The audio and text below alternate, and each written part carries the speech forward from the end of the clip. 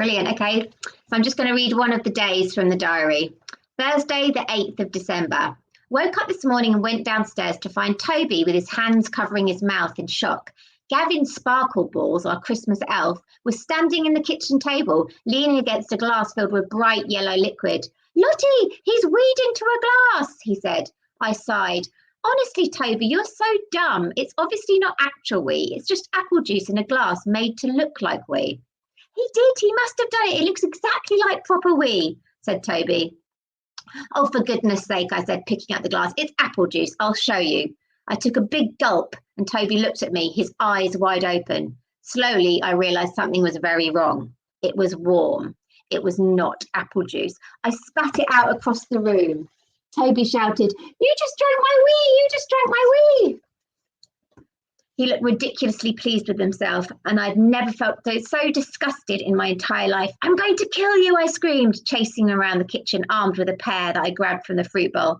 Pears aren't particularly threatening, I know, but it was the first thing I could grab, okay? "You'll have to catch me first," said Toby, laughing. "You little—" I raised my arm and threw the pear as hard as I could, hitting him on the shoulder. Didn't hurt. "What's going on?" Mum and Dad had come rushing down to see what all the commotion was about. "She's throwing pears at me," said Toby, like it was my fault. It was a pear, singular, and he deserved it. "I don't think there's any excuse for throwing fruit at people at 7:23 a.m. regardless of the quantity," said Mum. "But Toby," I could barely speak. I was put my fingers in my mouth trying to claw out the remaining traces of my brother's urine. "He made me drink his wee." Mum looked horrified. "What on earth, Toby? Is this true?" Toby smirked. "Relax, it's just food colouring and water. I'm not that gross."